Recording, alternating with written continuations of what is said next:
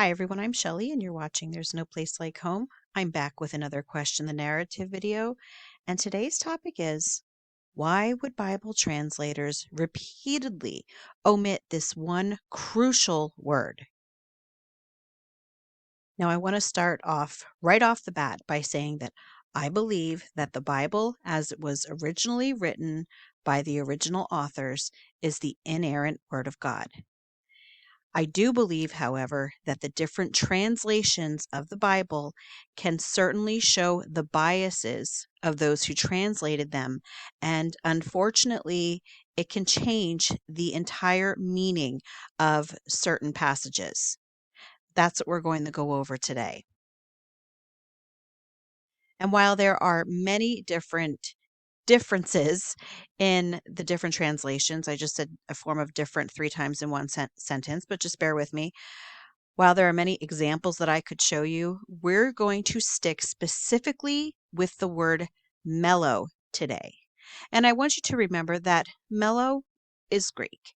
And so there are different conjugations for the word mellow. So it will not always be spelled exactly like this. For example, I learned German when I was in school. And so there are different conjugations of, for example, verbs, like the word have, it would be like ich habe, du hast, sie ist, hat, wir haben, and so on. So it looks different, but it is still the same meaning.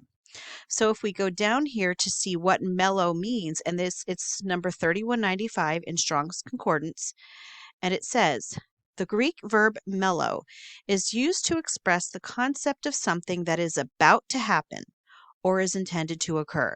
It often conveys a sense of imminence or inevitability, indicating actions or events that are on the verge of taking place. In the New Testament, it is frequently used to describe future events, divine intentions, or actions that are certain to occur according to God's plan. Just yesterday, I finished reading Christianity's Great Dilemma by Glenn Hill, and it opened my eyes to a lot of things, but one of the things that really struck me was this word mellow, and the fact that the word mellow was repeatedly taken out of the Bible translations. And a lot of you will say, well, the King James Version is the only inspired one. No, it's the King James Version as well too. So actually, because there are so many people who say that, I'm going to read specifically from the King James Version, and we're going to read in the Greek, and you will see that it is also the KJV as well that does this. So let's start out first of all in Matthew 16:27. So the King James Bible reads, for the Son of Man shall come in the glory of his Father with his angels, and then he shall reward every man according to his works. Now for comparison, we'll read English Standard Version as well. For the Son of Man is going to come with his angels in the glory of his Father, and then he will repay each person according to what he has done. Actually, we'll read one more. We will read the New Living Translation. Actually, we'll do NIV because I know a lot of people read that. For the Son of Man is going to come in his Father's glory with his angels, and then he will reward each person according to what they have done. Well, the problem is that the word mellow was used in this verse, but you will not find the translation for mellow in any of the ones that I just read to you, and in fact, not in most of them. Now, you will sometimes find it correctly translated in the literal Bibles, so let's read from the Berean Literal Bible.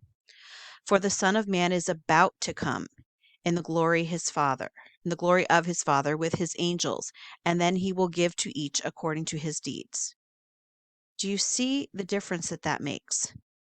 In one sentence, or in one verse, is telling us in the King James that he will come in the glory of his Father.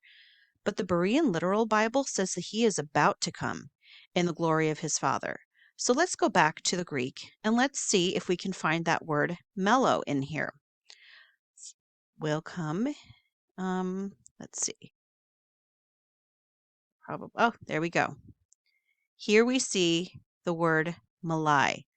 I probably am not saying it right, but that is a conjugation. I don't know if that's the correct terminology. I'm just going to call it a conjugation of the word mellow. And as you can see here, it's Strong's 3195, a strengthened form of mellow, to intend, be about to be, do, or suffer something. So it has that imminence in it. Yet, when you look at the verses, no, there's no imminence in there. Typically, the word mellow, when it is used, will be translated into English as about to. There are other ways that it is translated, but it will always give some kind of indication as to a form of imminence. However, it's just completely dropped out of Matthew 16:27. And if you think that's the only place that it happens, oh, well, I have many more for you. So, first of all, though, I just want to share with you what Glenn Hill did say in his book, Christianity's Great Dilemma, just about this specific verse. It says, where the word shall appears in the KJV, the original word is not a word for shall, but the Greek word mello, which means about to be. Whether this error was made by mistake or because of the biases of the translators, only God knows. As we shall find, it does happen quite often. In verse 27, in the emphatic diaglot of the New Testament, the word mellow appears in the Greek text, and the accompanying English translation reads, for the Son of Man is about to come in the glory of his Father with his angels, and then he will recompense to each one according to his conduct. Young's literal translation also properly translates mellow and reads, for the Son of Man is about to come. And again, that's still Matthew 16:27. Are you ready for another example? Here we are at Revelation 1:19. So let's read the King James Bible first. Write the things which thou hast seen, and the things which are, and the things which shall be hereafter. Okay, for comparison, we'll read English Standard. Write therefore the things that you have seen, those that are, and those that are to take place after this. And then NIV, write therefore what you have seen, what is now, and what will take place later. Now let's go down and we'll check the Berean Literal Bible. Therefore, write the things that you have seen, and the things that are, and the things that are about to take place after these. Ah, there we go. We've got it again. So let's go over to the Greek and see if we can find some form of the word mellow in there. And here we have it again. Melai. Strong's 3195, a strengthened form of mellow, to intend, be about to be, do, or suffer something. So most of the other translations took out the fact that the things were supposed to be about to happen at that time. And it just says that they will happen after this, but it doesn't give the sense of imminence that the original language used. I'm just going to share another excerpt from the book to tell you what the author has to say about this. The KJV expresses no sense of timing as to when the future things would occur, but Jesus was more specific than that. How so? As we have seen before, here we have it again. The Greek word mellow is in this verse, but the KJV writers did not properly translate it in our English version. I'm going to add in, neither did most of the other translations. Jesus actually said in the original Greek, the things about to occur. The word mellow was in there. This gives a whole new meaning to the verse. John was not just writing of things which were going to happen hereafter, sometime by and by, but they were events that were about to occur then. Next, we're in Acts 24, verse 15, KJV. And have hope toward God, which they themselves also allow, that there shall be a resurrection of the dead, both of the just and unjust. English Standard Version. I'm not going to keep doing this with everyone. I'm going to just start doing the KJV, but I just want to show you. We'll do this one more time. Having a hope in God, which these men themselves accept, that there will be a resurrection of both the just and the unjust. And NIV, and I hope the same hope in God as these men themselves have, that there will be a resurrection of both the righteous and the wicked. Well, let's go down to see what the Literal Bible has to say. Berean Literal Bible says, having a hope in God, which they themselves also await, that there is about to be a resurrection, both of the just and of the unjust. There's that word about again. And again, there is a huge difference in the idea that there is going to be a resurrection and there is about to be a resurrection. Do you understand how important this word is? And have you started wondering why they keep taking this out? Here we have another form of the word mellow. It might actually be the same one, I don't remember. Malign. Strong's 3195, a strengthened form of mellow, to intend, be about to be, do, or suffer something. It is in there, but they took it out and they did not use it. Only in some of the literal translations is it used. Why do they keep taking this word out of the translations? Such a crucial word. I'm starting to believe that it is because of their biases. Here's Matthew 3:7, King James Bible. But when he saw many of the Pharisees and Sadducees come to his baptism, he said unto them, O generation of vipers, who hath warned you to flee from the wrath to come? Okay. Now, if we look in the Berean Literal Bible, this time we're not going to see the word about in that one. So you might be thinking, maybe there is no word about in this one. Well, I had to scroll down, but in Smith's literal translation, it says, And seeing many of the Pharisees and Sadducees coming to his immersion, he said to them, O generation of vipers, who has indicated to you to flee from the wrath about to come? And you might be thinking, well, you had to go through all of those different translations and you could only find it in that one. Yes, but let's go to the Greek because that's really the one that matters, isn't it? And let's see if we can find the word mellow here. Here we are. Melusis is talking about the coming that is about to happen. It is the word melusis, which is a form of the word mellow. Yes, Strong's Greek 3195. Taken out again. So now you might be thinking to yourself, well, okay, but maybe the translators just never use the word mellow when it's in any of the translations. Maybe it's just something that they skip altogether in all the translations. Well, guess what? There are times that it was actually used.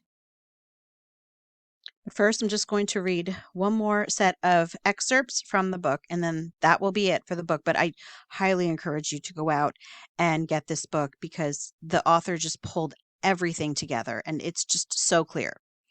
Anyway, it says, Earlier in our studies, we encountered the Greek word mello, and we are about to do so again. So before we go any further, I briefly interrupt our study of the judgment. We must again take a quick look at this word mello and try to get a basic understanding of it.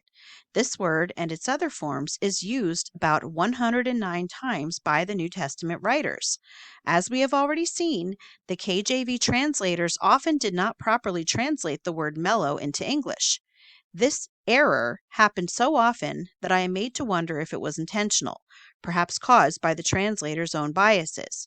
When properly translated, mellow changes the understanding and the sense of the timing of many passages.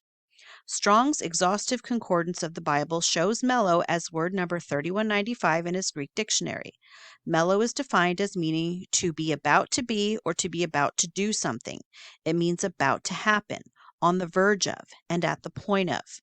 In the following verses from the KJV, you can see how mellow was used and what it means when the translators properly translated it into English. Because again, yes, there were instances that they did actually translate the word mellow, and you're going to see a stark difference in the context and what these verses were about in opposition to the ones that we were just reading, which all are about the second coming or the judgment, eschatological events. So here is our first example of when it is properly translated. Luke 7, verse 2, King James. And a certain centurion's servant who was dear unto him was sick and ready to die.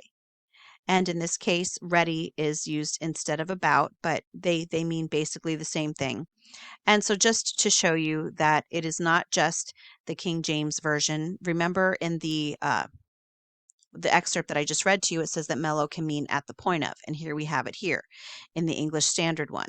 Now a centurion had a servant who was sick and at the point of death, who was highly valued by him. And NIV also. There a centurion servant whom his master valued highly was sick and about to die. Here they had no issue at all translating the word mellow. And I mean, I don't even know if I actually even need to go in here, but yeah, you see that there is a form of mellow, emelon. Again, it's Strong's 3195. It's from the same root word, but it's there in these verses. And what do you think the difference is? In my opinion, the difference is that this is not eschatologically related. I don't know if that's a word, but I'm going to use it.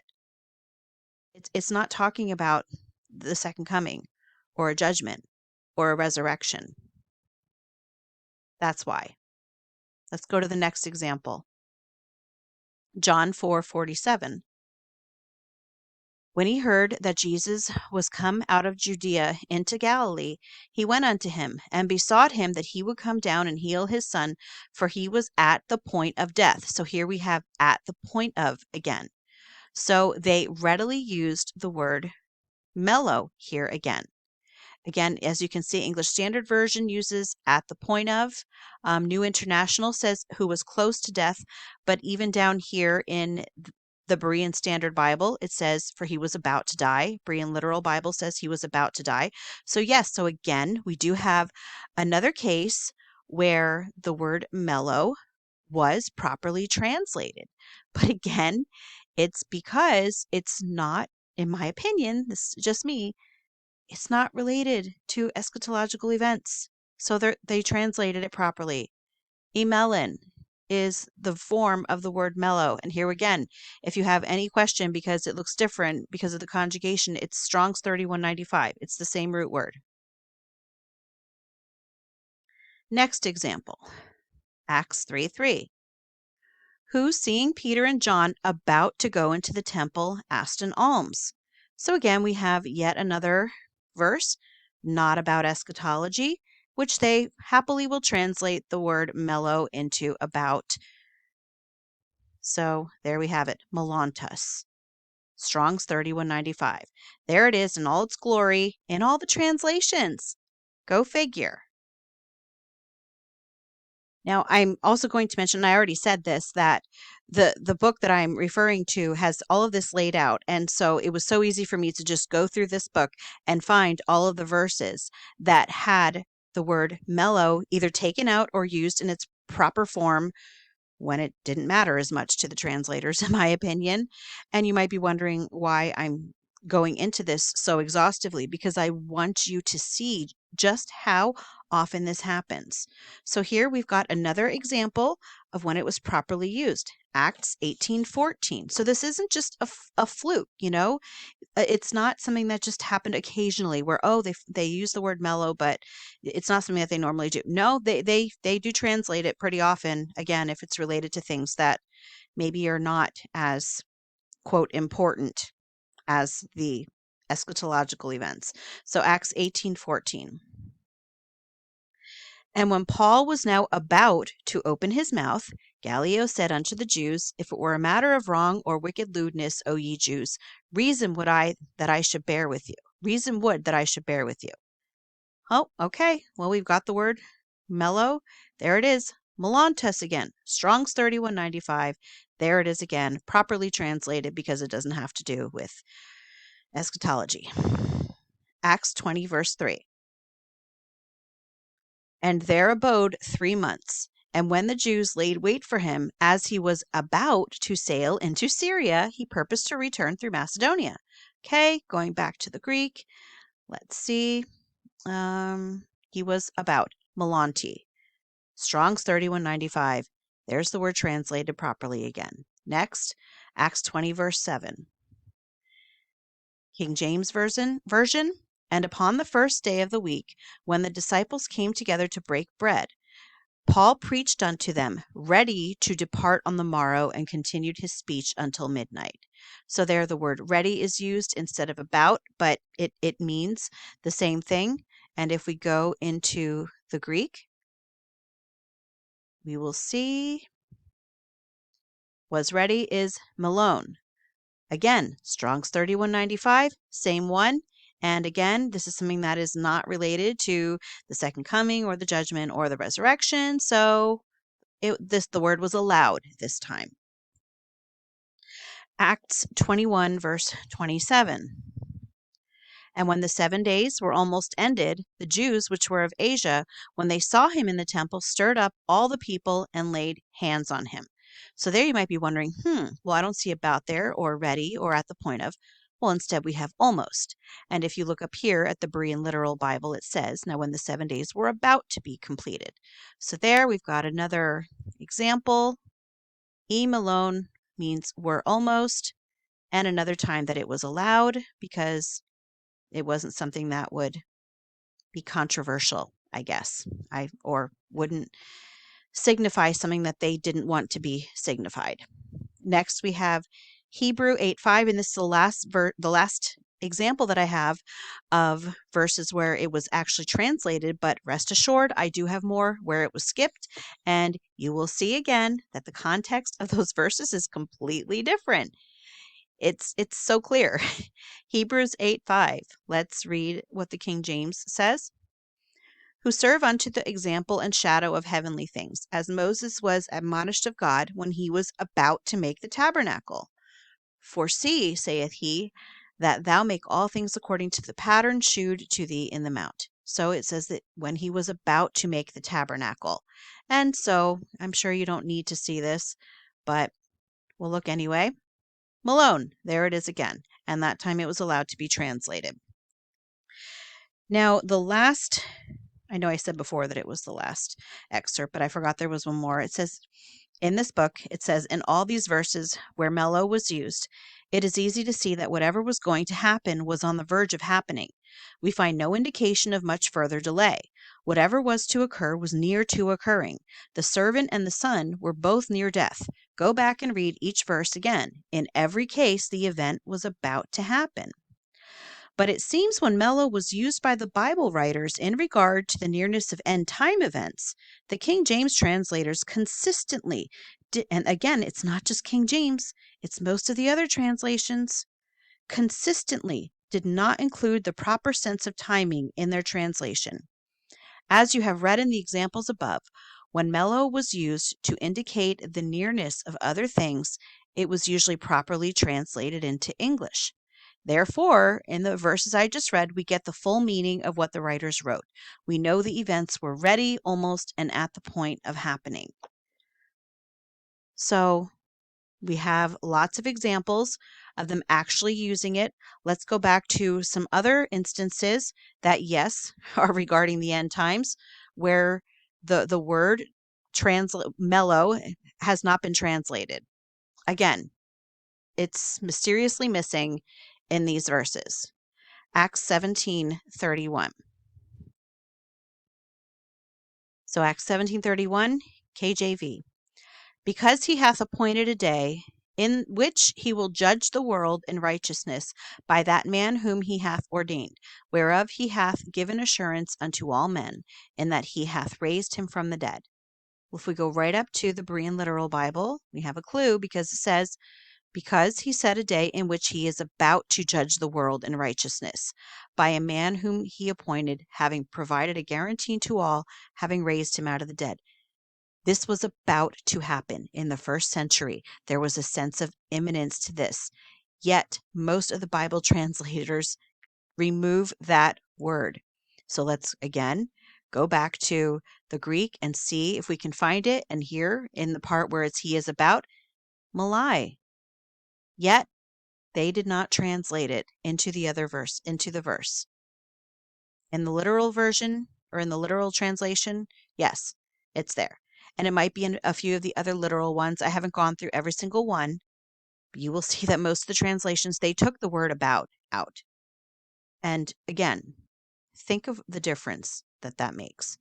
King James says that he will judge the world in righteousness. Yes, Berean Literal Bible says he is about to judge the world in righteousness. And again, they weren't talking to us when they were writing this. This was in the first century that these things were about to happen. Could that be why it was so important for them not to translate the word mellow here? Because it did not fit what they want people to believe or what they themselves believe. Acts 23:3. King James, then said Paul unto him, God shall smite thee, thou whited wall, for sittest thou to judge me after the law, and commandest me to be smitten contrary to the law? But right here, and again, Paul is speaking to the Sanhedrin here, and it says in the Berean Literal Bible, Paul said to him, God is about to strike you, whitewashed wall. And when did he strike the Sanhedrin? He struck them in the destruction of Jerusalem from 67 to 70 AD. But again, the other translations, the word mellow is missing. Here's malai. Strong's 3195. There it is again. Don't worry, I'm getting to the end, but I really want to drive this point home. How many times this happened and how partial it obviously is. And this actually fits with one of the other videos that I did not too long ago. They were saying about how Christians could have been wrong about this all this time. Well, this is certainly one factor when shenanigans like this happen. Acts 24, verse 25. That's why it's so important. I love being able to look at the translations and then be able to check it with either the Greek or the Hebrew. And I think it's crucial, especially now that we know that funny stuff like this happens. Acts 24:25, King James Bible. And as he reasoned of righteousness, temperance, and judgment to come, Felix trembled and answered, Go thy way for this time. When I have a convenient season, I will call for thee. So this time the Berean Literal Bible did not have it in, but the Literal Standard Version does. And he, reasoning concerning righteousness and self-control and the judgment that is about to be, Felix, having become afraid, answered, For the present be going, and having time, I will call for you. So they took out the word mellow because they wanted to just say, and the coming judgment, when it actually means the judgment that is about to be. Again, this is the first century that we're talking about. So where is the word mellow in this one that mysteriously disappeared in most translations? Did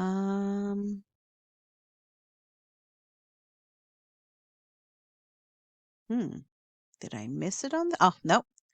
Melontus. I'm probably saying it wrong. 3195. There it is. And it's associated with the word coming. They took it out. But there it is. In plain sight. And again, what does it mean? It means something imminent. It means about to happen. 2 Timothy 4:1. I charge thee therefore before God and the Lord Jesus Christ, who shall judge the quick and the dead at his appearing and his kingdom. Okay, well, let's read Berean Literal Bible. I earnestly declare before God and Christ Jesus, the one being about to judge the living and the dead, and by his appearing and his kingdom. So here we have Paul writing to Timothy saying that the judgment is about to happen, and yet most translations took the word about out and just made it sound like there's going to be a judgment, but doesn't give you any sort of imminence when it tells you that it's about to happen. And so we're going to go back.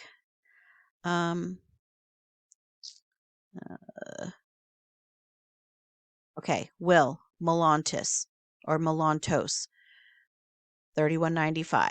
Be about to be, to do, or suffer something. This is the last one that I'm sharing with you today. I'm hoping that I made the point, and I want to thank Glenn Hill for this, the author of this book, because amazing, amazing resource. But anyway, Hebrews 10:27, King James Bible. But a certain fearful looking for of judgment and fiery indignation, which shall devour the adversaries. Okay, so I had to find it on another page, but it's still Hebrews 27. So you can see right here, Hebrews 10:27. Here's what I just read. But a certain fearful looking for of judgment and fiery indignation, which shall devour the adversaries. Here we've got the Berean literal Bible, but a certain terrifying expectation of judgment and fury, of fire being about to devour the adversaries. There is such imminence in all of these verses, and the imminence is completely removed. They removed all of these timing statements. Why? Why are they not translated? But the word is translated in other verses that don't have anything to do with end times. Seems pretty suspicious to me, in my opinion. And again, here's the word melantos, where it says, and it's with that will. Strong's 3195, melantos, and again, but a certain terrifying expectation of judgment and fury of fire being about to devour the adversaries. This was not something that was expected to happen thousands of years in the future. They were expecting things to come soon, to come quickly. They expected that they were going to be about to happen. And yet, for one reason or another, most of our Bible translations felt that we, the common people, did not need to know this information. That's all that I have for you today. If you like this video, give it a thumbs up. If you haven't subscribed and would like to hear more of what I have to say, I would love if you would do that. If you have any questions or comments, you can leave one down below. And if you like my work and would like to support my channel, I will leave a link in the description for my channel membership, or you can just click on it right on my channel page. And I hope you have a great day.